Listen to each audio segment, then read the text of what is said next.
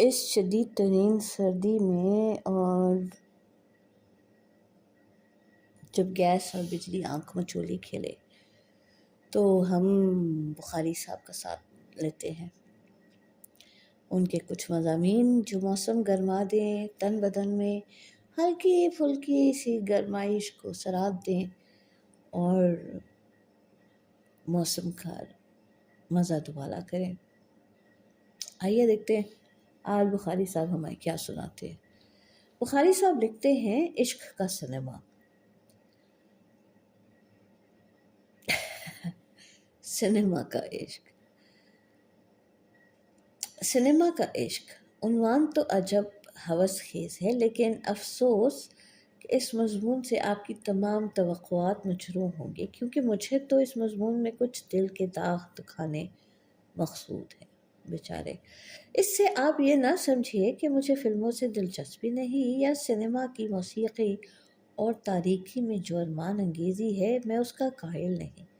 میں تو سنیما کے معاملے میں اوائل عمر ہی سے بزرگوں کا مورد عتاب رہ چکا ہوں، لیکن آج کل میرے دوست، ہمارے دوست بلکہ کہیے، مرزا صاحب کی مہربانیوں کے طفیل سنیما گویا میری ایک دکھتی ہوئی رگ بن کر رہ گیا ہے۔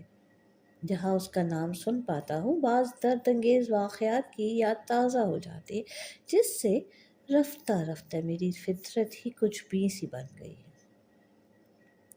اول تو خدا کے فضل سے ہم سنیما کبھی وقت پر پہنچے نہیں، اس میں میری سستی کو ذرا دخل نہیں، یہ مان لیجیے۔ یہ سب قصور ہمارے دوست مرزا صاحب کا ہے، جو کہنے کو تو ہمارے دوست ہیں، لیکن خدا شاہد ہے کہ ان کی دوستی سے جو جو نقصانات ہمیں پہنچے ہیں، کبھی دشمن کے قبضہ قدرت سے بھی باہر ہوں گے۔ جب سنیما کا ارادہ ہو، ہفتہ بھر پہلے سے انہیں کہہ دیتا ہوں کہ کیوں بھائی مرزا، اجی او مرزا صاحب، اگلے جمعرات سنیما چلو گے نا؟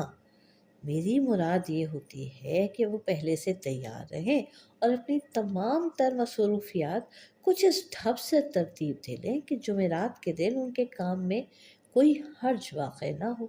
لیکن وہ جواب میں کچھ اس قدر ناشناسائی سے فرماتے ہیں، ارے بھائی چلیں گے، کیوں نہیں چلیں گے؟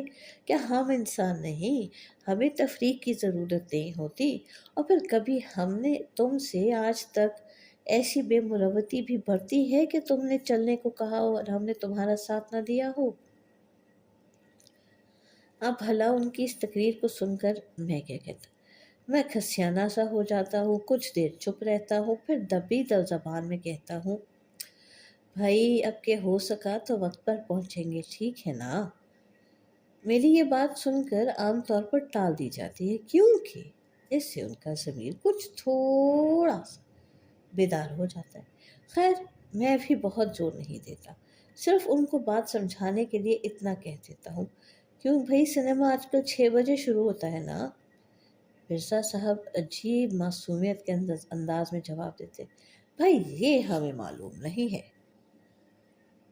میرا خیال ہے 6 ہی بجے شروع ہوتا ہوگا۔ اب تمہارے خیال کی کوئی سند تو ہے نہیں؟ نہیں، مجھے یقین ہے 6 بجے شروع ہوتا ہے۔ تمہیں یقین ہے تو میرا دماغ کیوں مفت میں چاٹ رہے ہو؟ اس کے بعد آپ ہی کہیے میں کیا بولوں۔ خیر جناب، جمعرات کے دن 4 بجے ہی ان کے مکان کو روانہ ہو جاتا ہوں، اس خیال سے کہ جلدی جلدی انہیں تیار کر کے وقت پر پہنچ جائیں گے۔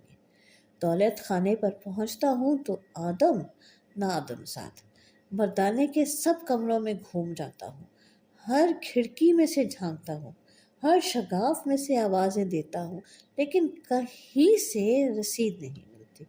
آخر تنگ آ کر ان کے کمرے میں بیٹھ جاتا ہوں، وہاں 10-15 منٹ سیٹیاں بجاتا رہتا ہوں، 10-15 منٹ پینسل سے بلاٹنگ پیپر پر تصویریں بناتا رہتا ہوں، پھر سگریٹ سلگا لیتا ہوں اور باہر ڈیوری میں نکل کر ادھر ادھر جھانکتا لیتا ہوں۔ وہاں بدستور ہو کا عالم دیکھ کر کمرے میں واپس آ جاتا ہوں اور اخبار پڑھنا شروع کر دیتا ہوں۔ ہر کام کے بعد مرزا صاحب کو ایک آواز دے لیتا ہوں، اس امید پر کہ شاید ساتھ کے کمرے میں یا عین اوپر کے کمرے میں سے تشریف لے آئے ہوں۔ سو رہے تھے تو ممکن ہے جاگ اٹھے ہوں، یا نہا رہے تھے تو شاید غسل خانے سے باہر نکل آئے ہوں، لیکن میری آواز مکان کی وسعتوں میں سے گونج کر واپس آ جاتی۔ آخر کار 5:30 بجے کے قریب زنانے سے آرام سے ٹہلتے ٹہلاتے تشریف لاتے۔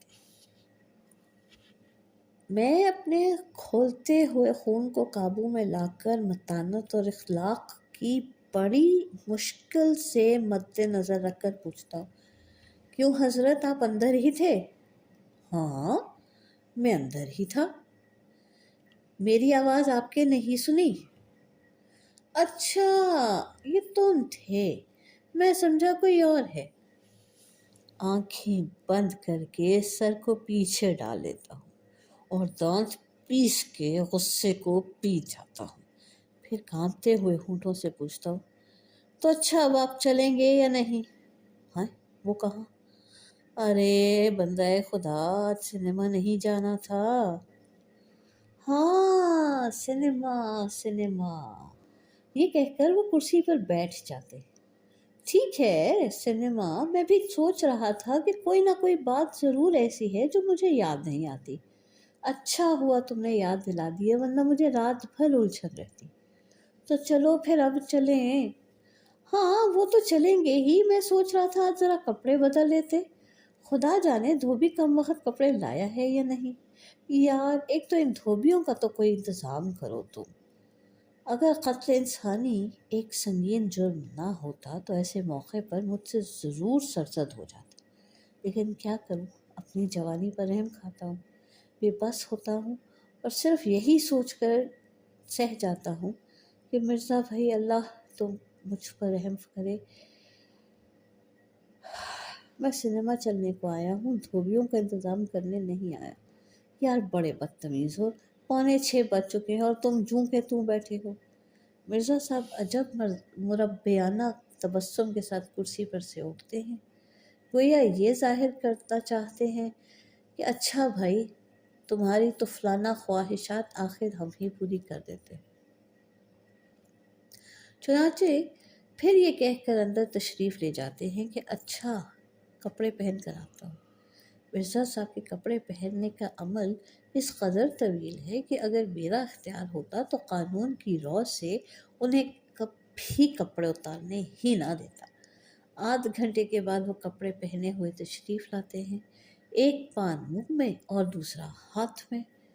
میں بھی اٹھ کھڑا ہوتا ہوں، دروازے پر پہنچ کے مڑ کے جو دیکھتا ہوں تو مرزا صاحب پھر غائب۔ پھر اندر جاتا ہوں، مرزا صاحب کسی کونے میں کھڑے کچھ گریز کر رہے ہوتے ہیں۔ ارے بھائی چلو۔ ارے چل تو رہا ہوں یار، آخر اتنی بھی کیا آفت ہے؟ اور یہ تم کیا کر رہے ہو؟ پان کے لیے ذرا تمباکو کو لے رہا تھا۔ تمام رستے مرزا صاحب چہل قدمی فرماتے جاتے ہیں۔ میں ہر 2-3 لمحے کے بعد اپنے آپ کو ان سے 4-5 قدم آگے پاتا ہوں۔ کچھ دیر ٹھہر جاتا ہوں، وہ ساتھ آ ملتے ہیں تو پھر چلنا شروع کر دیتا ہوں، پھر آگے نکل جاتا ہوں، پھر ٹھہر جاتا ہوں، غرض ہے کہ گو چلتا دگنی تگنی رفتار سے ہوں لیکن پہنچتا ان کے ساتھ ہی ہوں۔